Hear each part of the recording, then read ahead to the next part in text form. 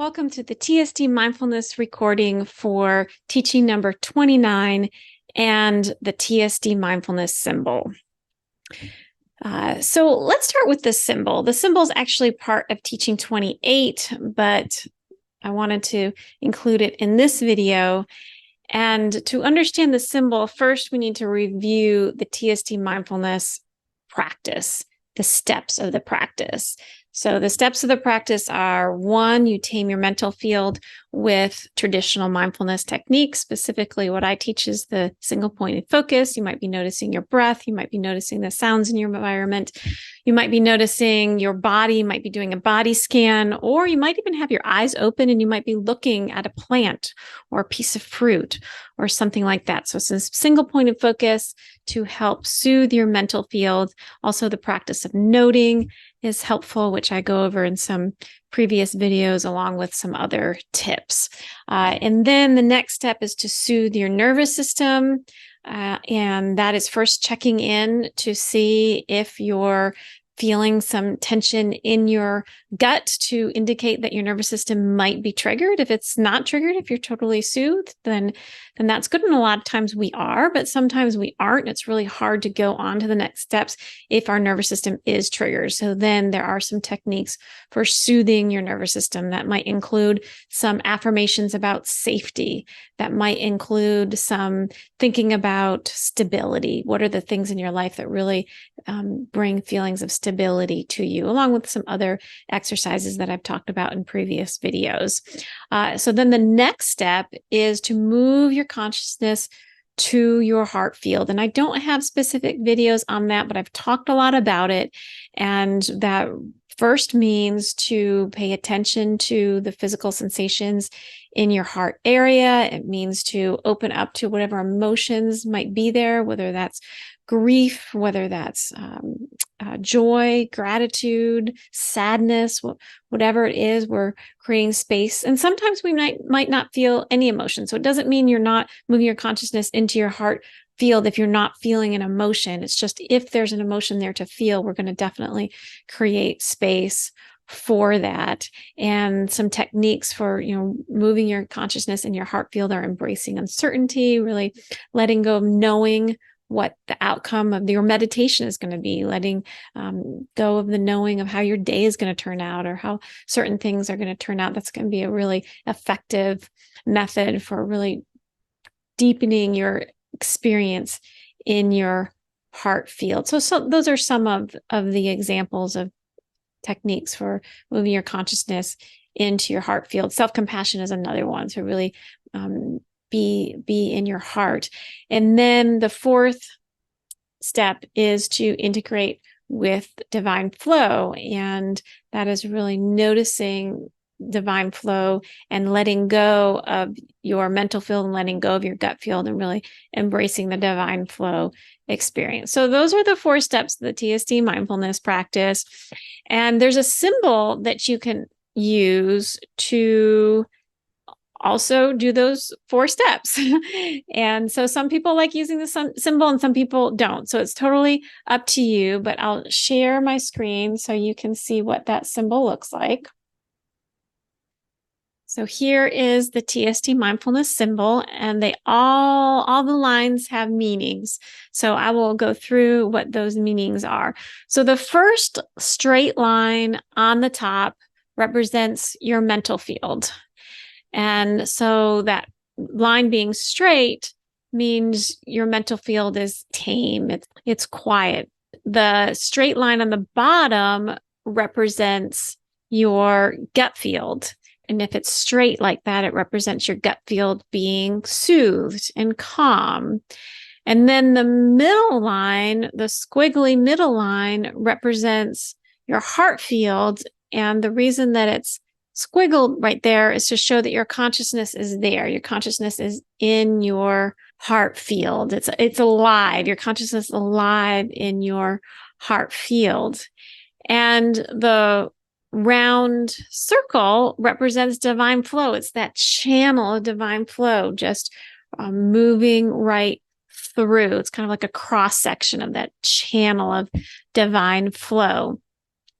And the reason the lines are tilted like that is to represent the imperfection of perfection. So in the TSD mindfulness practice, we consider perfection to sometimes be messy. We redefine what perfection means. Perfection can be slanted, it can be messy, it can be all these things. So it doesn't have to look perfect, it doesn't have to look a certain way. So that's why the slant is there to remind you of that. And so the practice is, if you decide to use this symbol, is you sit down, close your eyes to meditate, and instead of going through each step, you actually visualize the symbol. And the symbol on a deeper level will bring you through the steps on their own without you consciously going through all the steps. And the symbol can also be feedback for some people. So you might visualize the symbol and you might see that the line above is squiggly. So meaning there's a lot of movement in your mental field, and you might just sit there and be patient as that line settles down and becomes straight to represent your mental field becoming more tamed. People experience it, use it in different ways. The people in the healing program definitely use it as feedback when they're working with clients. They can use the symbol to get feedback to know where their client's energy is working. Is it in their mental field? Is it in their gut field? Is it in their heart field?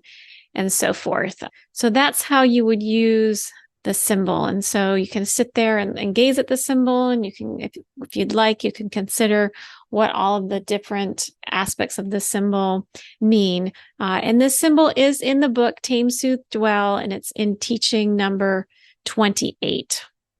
And so I do want to go over teaching number 29 as well. And teaching number 29 is wait for awareness of divine flow. Wait for awareness of divine flow. So integration, when you're integrating, it is important to wait and trust.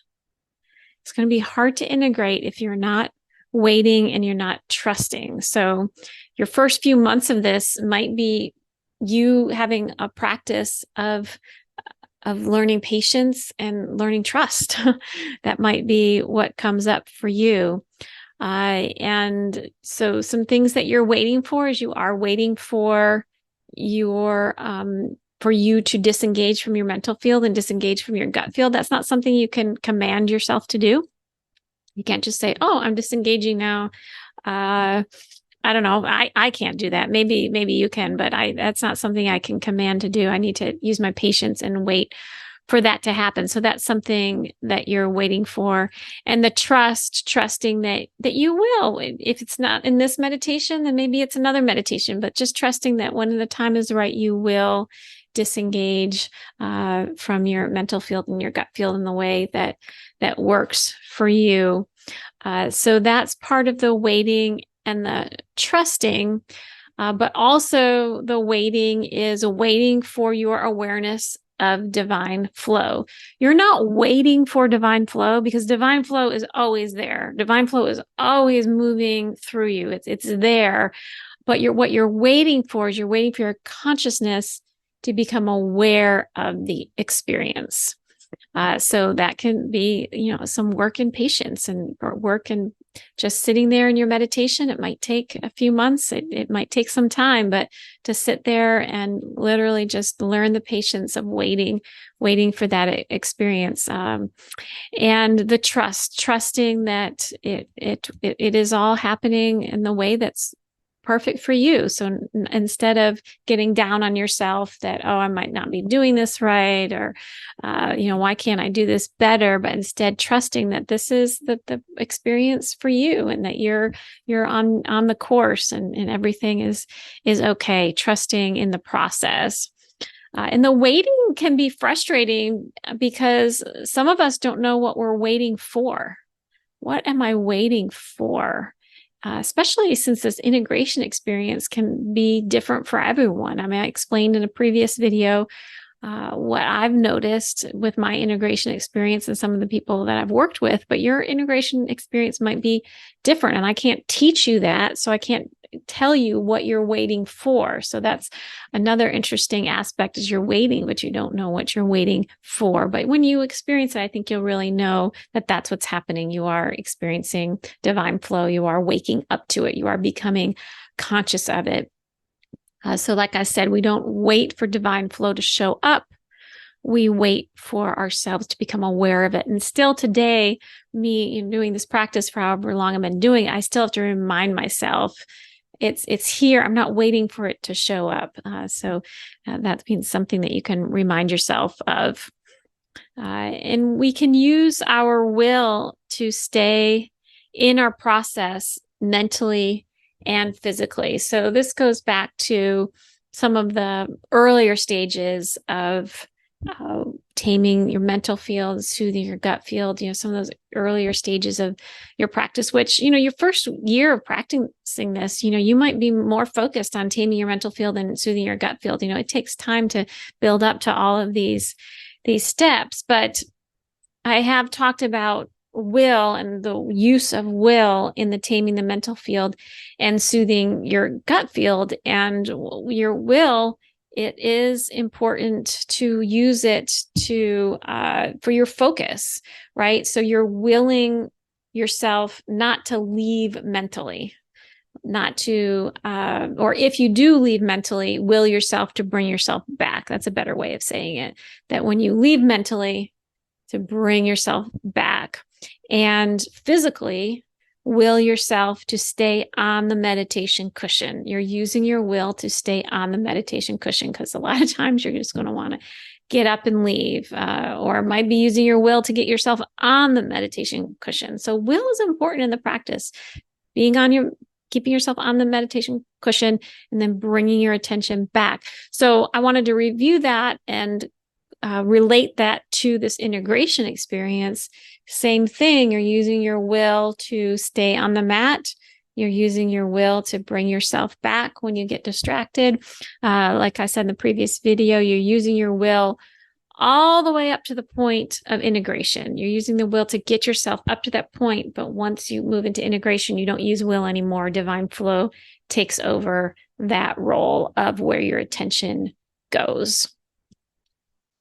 All right, so that is the conclusion of the TSD Mindfulness video for teaching number 29 and the TSD Mindfulness symbol.